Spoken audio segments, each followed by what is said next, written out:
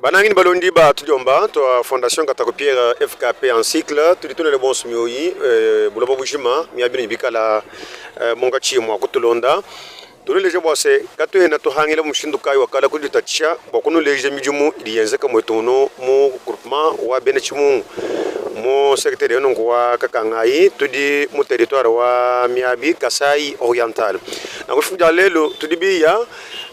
Vous allez devoir nous excuser parce que malgré l'introduction, c'est en langue tchoulouba, mais l'émission doit devoir se passer en langue française pour la seule cause que l'ingénieur qui va devoir expliquer, qui va devoir démontrer tous les détails ne maîtrise pas la langue tchoulouba. Toutefois, il y en aura une deuxième et qui pourra vous permettre aussi à bien saisir le message. Tu dis, tout moi qui dis là, il y a l'élo. Ingénieur Benjamin Makanzou, bonjour. Bonjour Monsieur Pierre. Comment vous allez? Oui, je vais bien, merci. Vous aussi, comment vous allez? Dieu nous fait grâce, nous sommes presque à la fin de l'année 2025 et nous implorons tout simplement sa miséricorde. Exactement, merveille à tout le monde. Hein? Voilà, merci beaucoup. Très chers téléspectateurs, je l'ai dit ici, c'est pour la deuxième fois consécutive que nous nous présentons dans les sentiers pour faire voir à la face du monde l'évolution des travaux du ravin ou d'anti-érosifs en fait des remblayages du ravin sexe dans les villages de Boya. Ingénieur Makanzo Benjamin, si vous pouvez cette fois-ci les confirmer devant le public qui contient les cahiers de charges en rapport avec votre projet. Bon, les cahiers de charges a toujours plusieurs grandes lignes. Mais ici, je vais seulement étaler les grandes lignes nécessaires. Donc déjà, les cahiers de charges prévoient les types de travaux qu'on doit faire ici, qui est séparé en deux parties. La première partie constitue la stabilisation du ravin. C'est pourquoi vous remarquez les mouvements des engins, les camions bien avec le remblai. Et au deuxième partie, on aura à construire les ouvrages d'assainissement, entre autres les caniveaux, les collecteurs, et puis stabiliser aussi notre étali. Et puis, dans les cahiers de charges, on a prévu également les lignes budgétaires et puis la durée du projet et puis les rôles de toutes les parties prenantes dans ce projet. Voilà, la fois dernière, vous nous aviez expliqué que la durée du projet, en fait, c'est 300 jours sans intempéries. Alors, nous avons constaté qu'il y a des pluies qui tombent d'un moment à l'autre. Ça, c'est une question de relance.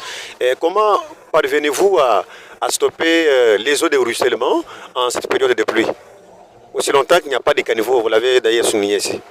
Bon, on est technicien, on est déjà habitué à faire ce genre de travaux. Déjà, je suis en train de gérer l'eau de la pluie par rapport aux des caniveaux temporaires ou je peux dire les drains.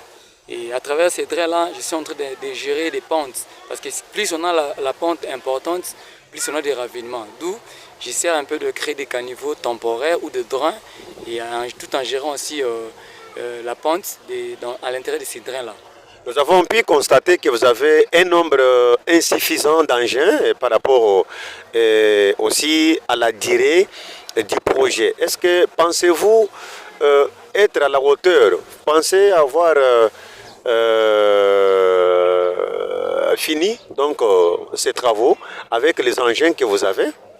Oui, c'est possible. Certes, on a un grand travail à faire ici, de très grande envergure, parce que j'ai une quantité très importante de remblais à stocker sur place ici, certes, mais par rapport aux engins que j'en ai sur place, moi je pense que je ne suis pas en suffisance d'engins. J'ai suffisamment d'engins. Au niveau de la carrière, là où je suis en train de s'approvisionner, j'ai l'excavatrice et la pelle chargeuse.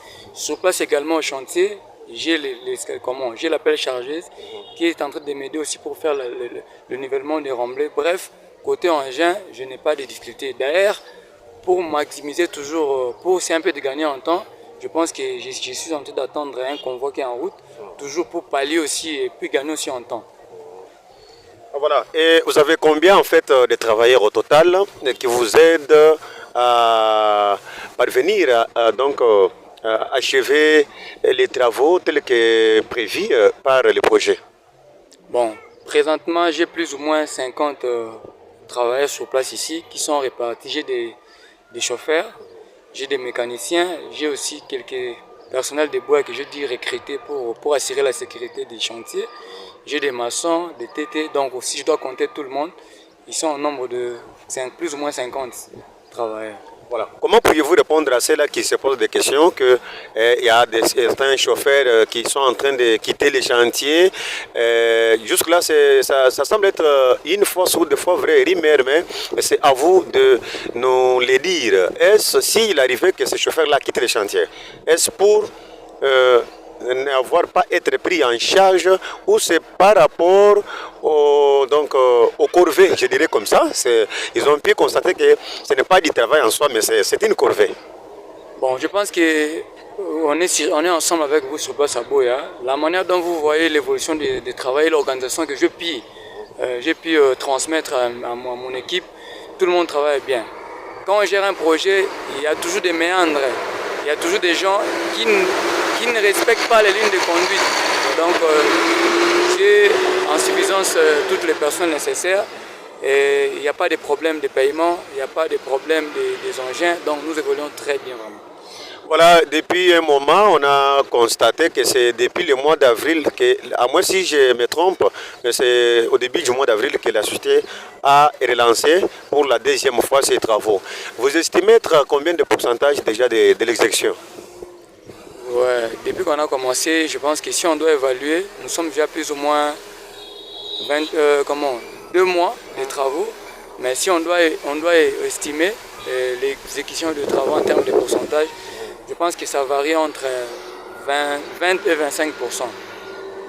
Quel serait, Benjamin Makanzo, quel serait en fait votre message au cas où la durée de 300 jours, donc prévue dans les projets, sont consommés, en fait, est consommée, j'ai parlé déjà de la durée, et si elle est terminée et que les travaux n'ont pas pris fin, qu'est-ce que vous pouvez dire à la population qui attend avec impatience la fin ou surtout le finissage de ces travaux?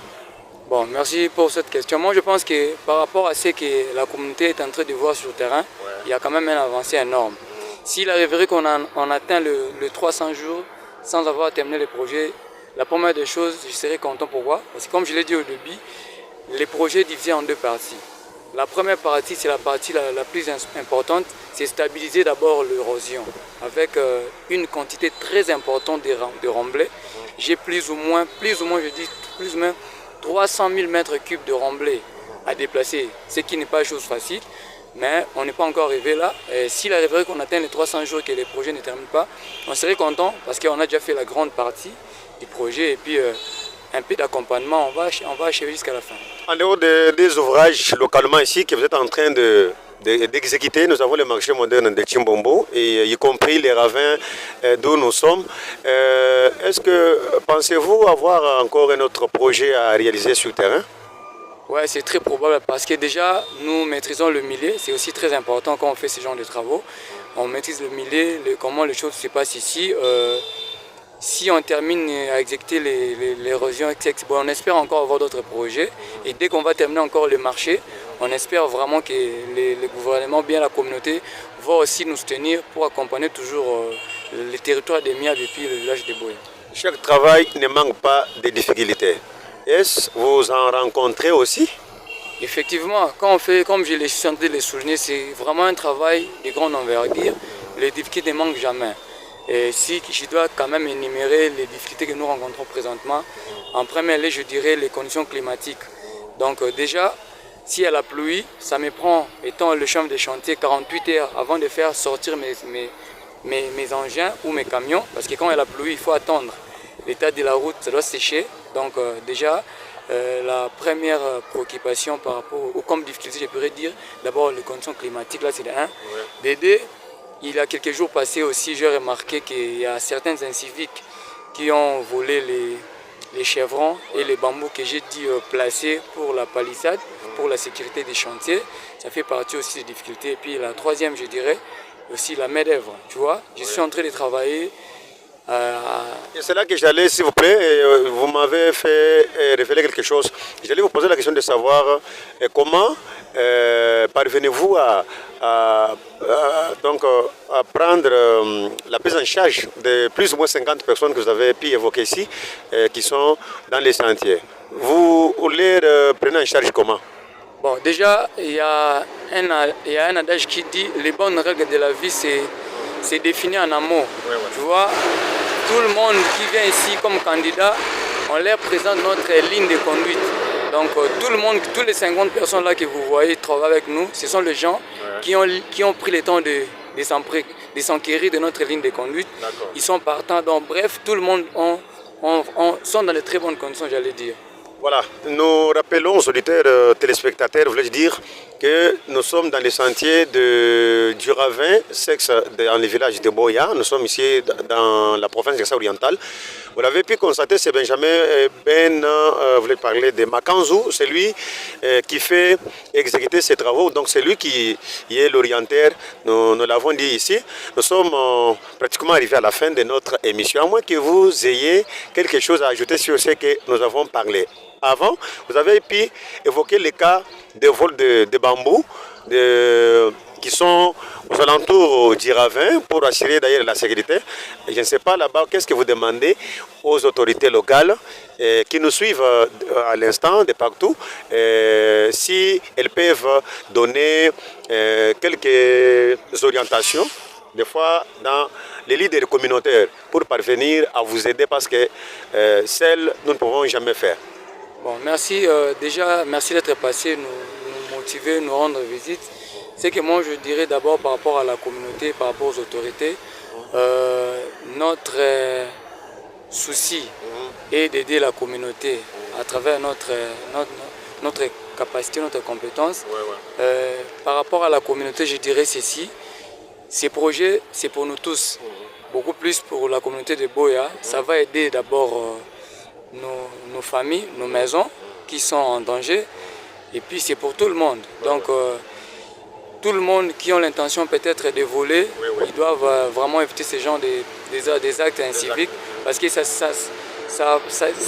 dérange un peu les projets, ça peut retarder encore d'autres choses. Aussi, ça démoralise la société qui exécute. Exactement, comme par rapport au chevron et par rapport au bambou des palissades, j'ai dit acheter ça. Quand ils ont volé, on devait encore chercher d'autres moyens pour le faire. Ce genre de situation est en train de compromettre le projet. Donc je demanderai à la communauté de continuer toujours à nous soutenir. Voilà. L'une des choses qu'ils peuvent faire pour nous soutenir, c'est être vigilant. S'ils voient quelqu'un qui est là pour saboter les projets, moi je pense qu'ils doivent l'interpeller. Ce sera aussi une contribution de leur part.